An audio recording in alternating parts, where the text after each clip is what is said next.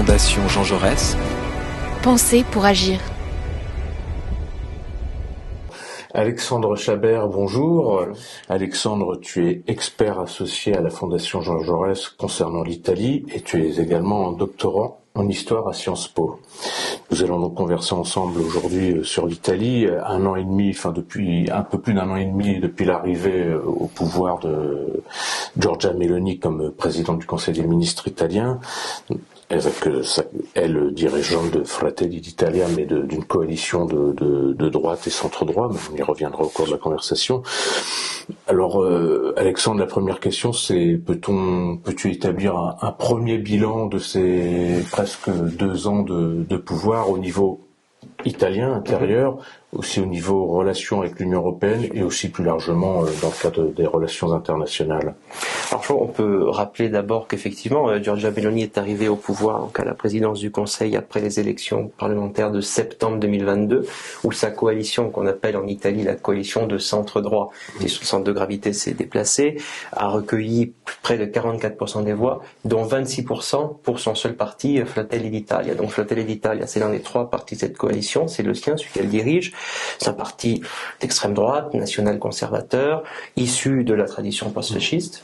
Elle est associée à la Ligue, anciennement Ligue du Nord, de Matteo Salvini, qui est un parti également d'extrême droite, avec une forte connotation xénophobe et populiste.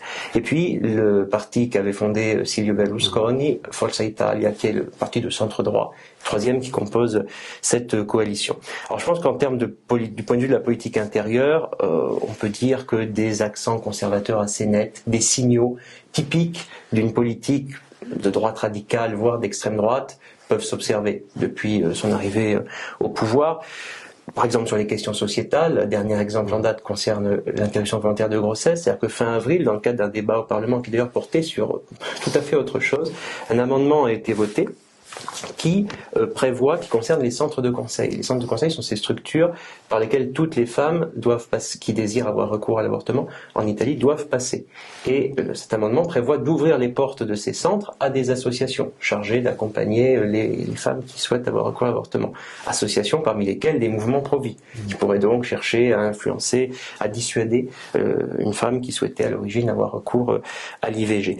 Point de vue plus institutionnel, les discussions sont actuellement en cours au Parlement et seront longues concernant un projet de réforme constitutionnelle qui est une vieille idée de la droite italienne qui consisterait à renforcer le pouvoir du président du Conseil au détriment de ceux du président de la République, parce que même si l'Italie est une république parlementaire, le président de la République a des fonctions qui sont pas uniquement symboliques. Donc, les discussions sont en cours.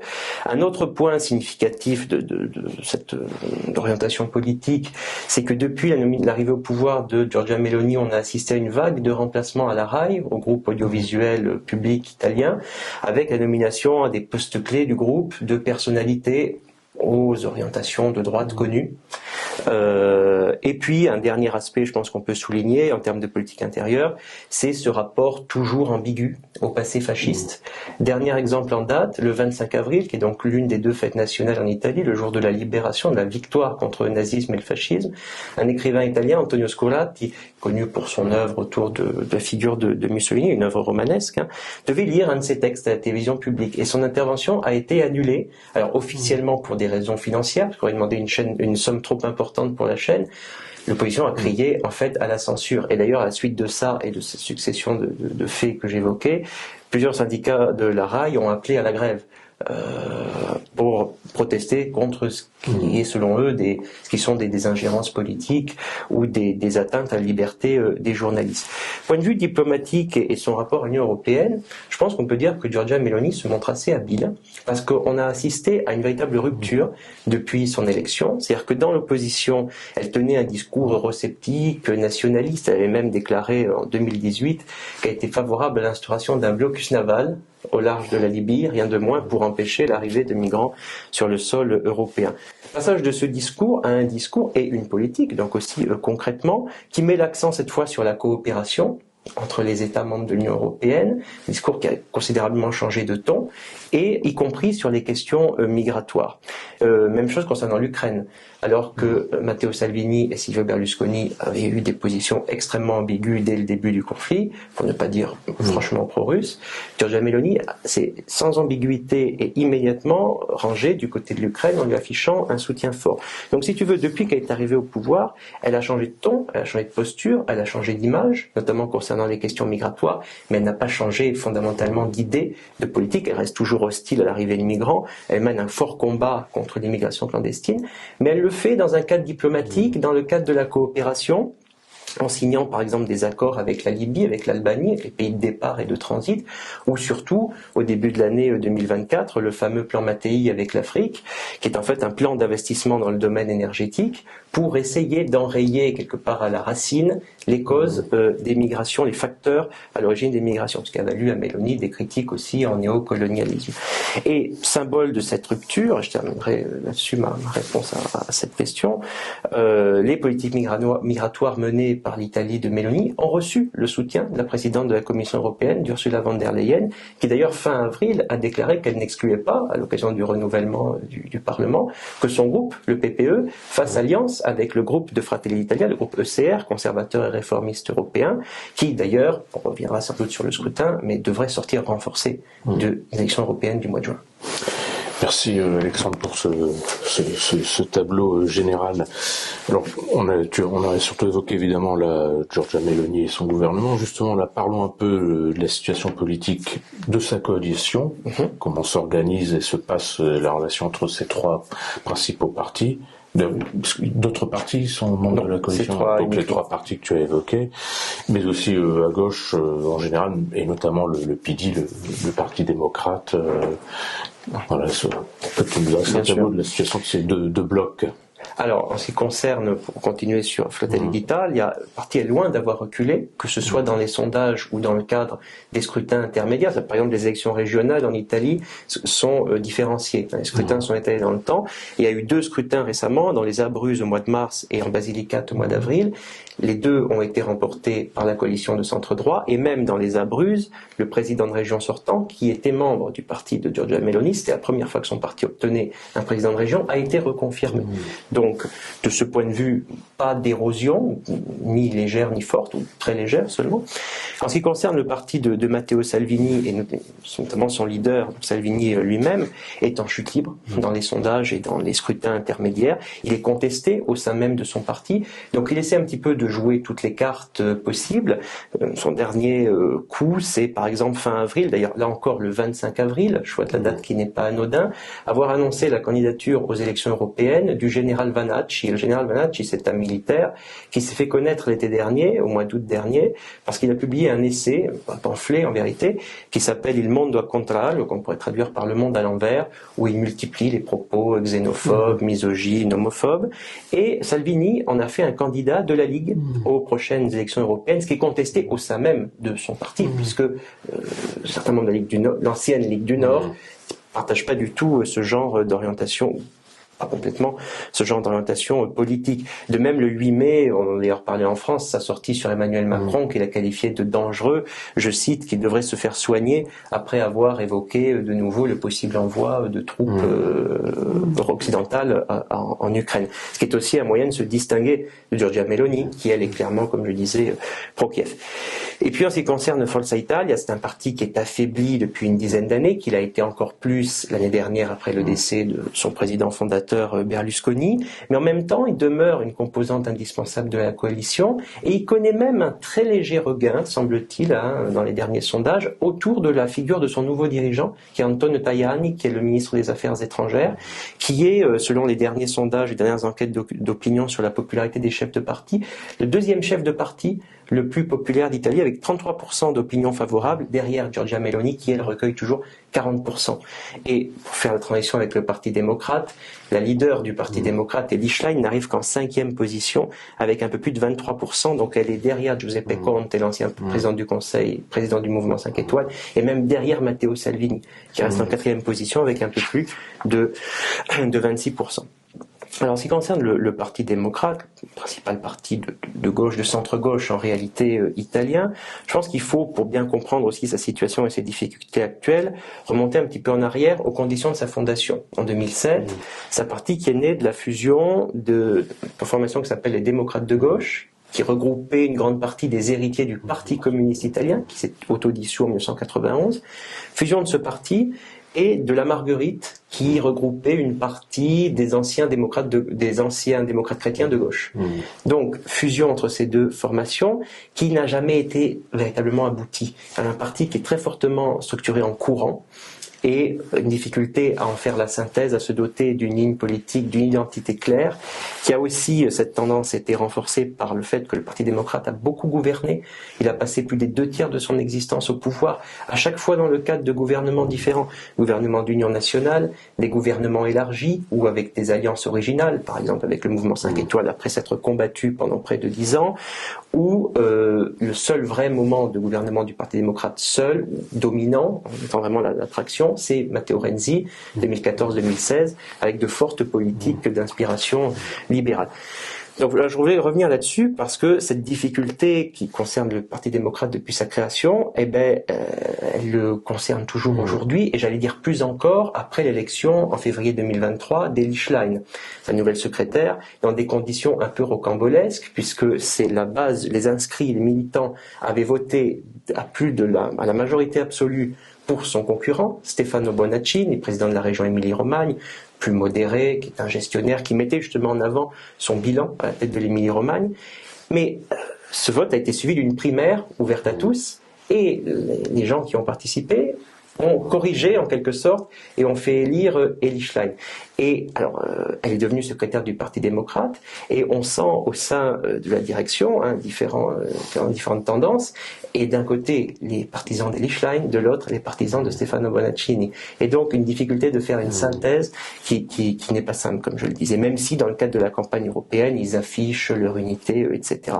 Par exemple, dernier exemple en date sur ces divisions, Matteo Renzi avait fait adopter le Jobs Act quand il était président du Conseil, un ensemble de réformes qui visaient à renforcer la flexibilité du marché du travail. La CGIL, l'un des plus grands syndicats italiens, équivalent de la CGT en quelque sorte, a lancé un référendum. On peut, en recueillant 500 000 signatures, mettre à l'agenda politique un référendum en Italie pour abroger ce Jobs Act. Et au sein du Parti démocrate, c'est quelque chose qui a énormément clivé. Eli Schlein a tout de suite annoncé qu'elle allait signer. Ça a évidemment irrité les partisans de Matteo Renzi, qui sont encore, même si lui a quitté le parti en 2019, qui sont encore nombreux au sein du parti. Mais au-delà de l'aspect vraiment, politique, idéologique, si on veut, une autre difficulté du Parti démocrate, c'est la question de sa stratégie électorale. De quelles alliances il doit mener? Avec le mouvement 5 étoiles, avec les libéraux, ou avec les deux? Et ça, c'est une question qui fluctue d'un scrutin à l'autre, parce que dans les différents scrutins que j'ai mentionnés régionaux, les alliances étaient différentes. Mais quand ils ont été tous regroupés, Parti démocrate, Mouvement 5 étoiles, libéraux, c'est-à-dire essentiellement Italia Viva de Matteo Renzi et Azione de Carlo Calenda, ce qu'on appelle donc le Campo Largo a gagné en Sardaigne, avec aussi un choix habile de la candidate, qui est une sarde, symbole de la fuite des cerveaux. C'est une ingénieure qui a beaucoup travaillé à l'étranger avant de revenir en Sardaigne. Elle a été ministre, elle est membre du mouvement 5 étoiles, elle a été ministre dans les gouvernements Conte II et Draghi. Et ce Campo Largo l'a emporté de 3000 voix, donc d'un cheveu. Mais ça a relancé les discussions autour des alliances, ça a montré que unis, c'est-à-dire toute l'opposition pratiquement, l'opposition de gauche, de centre-gauche, à la coalition de centre-droit, peut la devancer. Pour autant, et je termine sur ce point, les rapports entre ces différentes forces sont très compliqués. Mais et aussi, sur tous les versants de la triangulation, les rapports compliqués entre Parti démocrate et Mouvement 5 étoiles, Mouvement 5 étoiles et libéraux, entre libéraux et Parti démocrate. Et on assiste à peu de signaux pour essayer de les arranger. D'ailleurs, un débat public a opposé au mois de mars. C'était la première fois que les deux anciens présidents du Conseil dialoguaient ensemble, à l'occasion de la présentation d'un livre, Romano Prodi d'un côté et Giuseppe Conte de l'autre. Et Prodi a dit à Conte, vous voulez perdre, continuez comme ça. Merci. Juste très rapidement, quelques mots, mais de façon très brève, sur la gauche du Parti démocrate. Qu'est-ce qu'il en est un peu, Que reste-t-il du Picchi, du Parti communiste? Il me semble qu'il n'y a pas un nouveau Picchi qui est né. Plusieurs même. Ouais, plusieurs sont nés, et puis eux-mêmes après se sont scindés. Le souvenir en fait de ce qu'on avait le parti de la refondation communiste qui avait participé au gouvernement de Romano Prodi et qui avait contribué à faire tomber le premier, c'est un souvenir qui est encore très prégnant au sein de la gauche italienne. Et c'est vrai que cette gauche qu'on pourrait dire radicale s'est beaucoup métamorphosée depuis ces 20 dernières années et peine un peu à émerger. Elle s'allie parfois à la coalition de centre-gauche. Ça a été le cas dernièrement avec la coalition qu'on appelait surtout coalition verte-rouge si on veut, mais qui ne dépasse jamais les 3-4% des voix, et même moins. Plus on va à gauche, plus c'est résiduel. Aussi parce que l'Italie, c'est parfois un peu surprenant, on n'y pense pas toujours, est un pays assez modéré en réalité. C'est aussi une clé, je pense, d'explication, au-delà de ces faits passés que je rappelais, de la relative faiblesse de la gauche radicale. Aucune réelle nouvelle expérience, nouveau mouvement de gauche radicale n'a vraiment réussi à prendre. D'ailleurs, beaucoup ont essayé de s'inspirer en faisant Potere al Popolo ou Unione Popolare récemment de ce qu'a fait Jean-Luc Mélenchon en France, mais sans conséquence. Merci Alexandre. Tu as un peu évoqué quelques sondages, alors du coup, là, quelques semaines des élections européennes, qui nous parlait du déroulement de la campagne et des thèmes dominants, et aussi de ce qu'indiquent aujourd'hui les sondages concernant les rapports de force politiques. Alors cette campagne, cette élection européenne sera très importante parce que j'évoquais les différents scrutins régionaux et ce sera le premier test électoral d'ampleur nationale pour la coalition au pouvoir depuis septembre 2022. Alors à quoi on assiste? À une forte volonté de Giorgia Meloni de personnaliser la campagne. Elle a annoncé fin avril sa candidature comme chef de file de son parti dans toutes les circonscriptions, parce que l'Italie, pour les élections européennes, est encore divisée en circonscriptions, comme c'était le cas en France jusqu'en 2014. Bien sûr, il ne serait pas question, elle sera élue, et il ne sera pas question d'abandonner son poste de présidente du Conseil pour siéger au Parlement européen, mais elle a personnalisé de la sorte la campagne en s'imposant comme la chef de file partout en Italie, et en fait, elle souhaiterait et elle y arrive, faire de cette campagne, de ce scrutin, un référendum sur la politique qu'elle mène depuis 1 an et demi. Elle le revendique elle-même. Et même aux électeurs, vous me jugerez aussi sur ce que j'ai fait en tant que présidente du Conseil. Alors Elly Schlein, la secrétaire du Parti démocrate, a répondu en essayant de faire la même chose. Elle voulait que son nom apparaissent sur le symbole que le Parti démocrate utilisait pendant la campagne, refus de la direction du parti. Elle a souhaité, comme Giorgia Meloni, se présenter comme chef de file du Parti démocrate dans toutes les circonscriptions. Même réponse, refus de la direction, donc elle se retrouve chef de file seulement dans 2 circonscriptions, celle du centre et celle qu'on appelle les îles, donc essentiellement la Sardaigne et la Sicile. Un débat opposera les 2 femmes à la télévision le 23 mai, et on verra ce qu'il en ressort. Reste que, point de vue des sondages, il semble très probable, certain, que les résultats de ce scrutin de 2024 ne ressembleront pas beaucoup à ceux de 2019, où je rappelle que la Ligue de Matteo Salvini était pratiquement à son apogée, avait recueilli plus de 34% des suffrages exprimés, devant le Parti démocrate à un peu plus de 22, le Mouvement 5 étoiles à un peu plus de 17, Forza Italia à un peu plus de 8, et Frères d'Italie qui était seulement à 6,5, qui avait obtenu ses 6 premiers sièges au Parlement européen. Ce qui devrait se passer, c'est qu'on devrait assister à un transfert de voix au sein de la coalition de centre-droit, et que son total devrait un peu augmenter par rapport à 2019. Alors, le dernier sondage, je suis allé le rechercher juste avant qu'on commence, le 13 mai, donne Frères d'Italie à environ 27% des voix, devant le Parti démocrate à un peu plus de 20,5%, suivi du Mouvement 5 étoiles à 16%, suivi d'un duel assez serré entre la Ligue et Forza Italia, qui sont plus ou moins tous les deux autour des 8, ça dépend selon les sondages, parfois c'est même Forza Italia qui repasse devant, là c'est plutôt la Ligue qui tiendrait la corde, mais ça risque d'être extrêmement serré, et puis derrière eux, légèrement en dessous du seuil des 5%, une coalition qui s'appelle Stati Uniti per l'Europa, qui se revendique du groupe Renew Europe, du groupe de Renaissance aussi en France, composé essentiellement d'Italia Viva, de Più Europa, donc des partis libéraux, europhiles, etc. Donc, que nous montrent ces sondages, que nous montre la dynamique de la campagne, que l'issue du scrutin devrait renforcer Giorgia Meloni, à la fois en Italie, mais aussi très certainement en Europe. Alexandre, merci beaucoup pour ton analyse, et je pense qu'en toute façon nous aurons l'occasion de faire une nouvelle chronique italienne. Merci Alexandre. Merci à toi.